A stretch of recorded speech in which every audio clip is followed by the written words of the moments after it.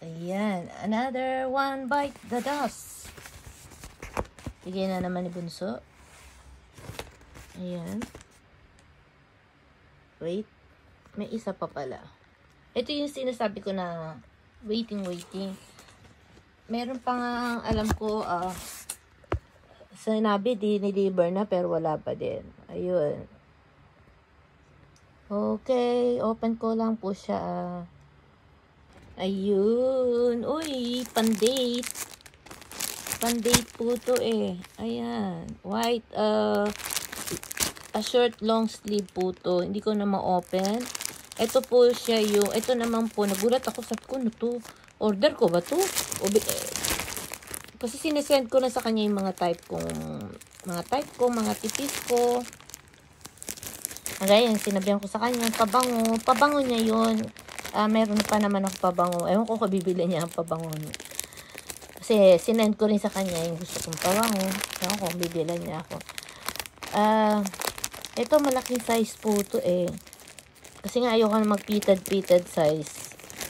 Wait Ayan po siya. Ano ba tawag dito sa ganitong jumper? Ayan. Tapos hindi ito ang ano niya, hindi ito ang partner niya. Kasi iba design nito eh.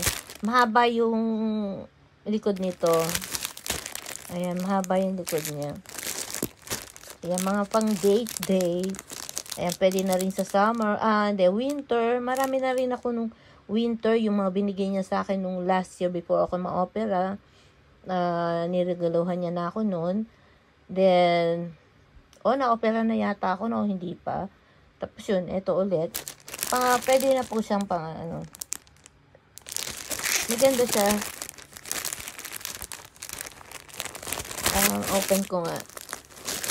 Cotton, nakalagay mga cotton, pwedeng labasa. Kasi may mga damit na hindi pwedeng ilabas sa washing machine. Kasi may mga damit ako na napansin ko, parang hindi nga pwede, ibig sabihin para talaga hindi pwedeng malabas sa washing. Kasi siya, ano ba tawag? Hindi ko alam sa Tagalog, yung parang naghihimulmul ba yun?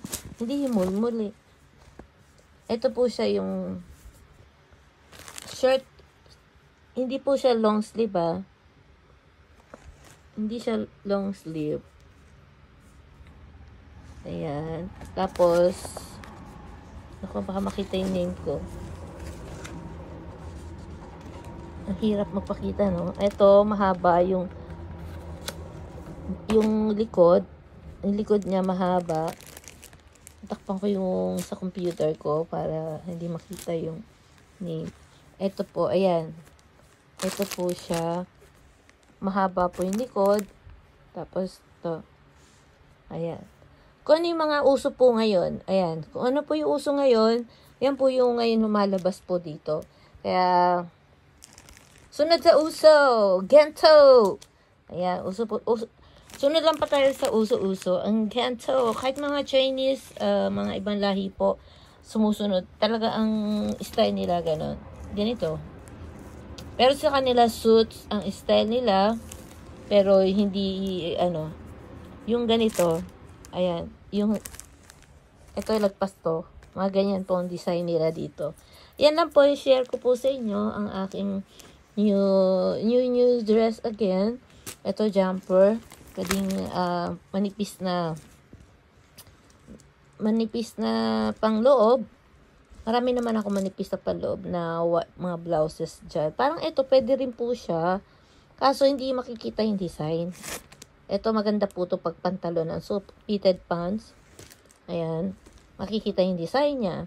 Ito naman, meron naman din siguro ako matiterno dito. Maghahanap pa ako. Pinadala ko na nga sa Pilipinas yung iba eh. Pero hanapan ko pa rin siya na matiterno dito. Ayun, thank you sa aking anak na minsan mainit ulo pag na-late ako ng pagdating. Kanina, init ang ulo. Pero kita nyo, wala na. Tapos wala na. Yun lang yun. Basta wag lang kayong magsalpukan talaga. Yung sabay magagalit. Ayan. Ito po yung pinaka niya. Uso, eto nga po yung mga uso ng dress ngayon ito. Yan man ang inano ko. Sunod sa uso.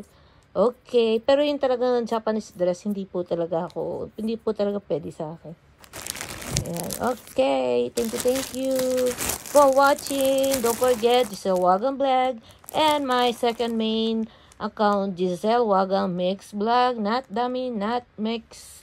Not mix tuloy. Not dummy. Nagkakamali na naman ako. Not dummy, not ninja, not boosting channel. Yun lang po. Mix tuloy. Thank you for watching. Babush, and babush.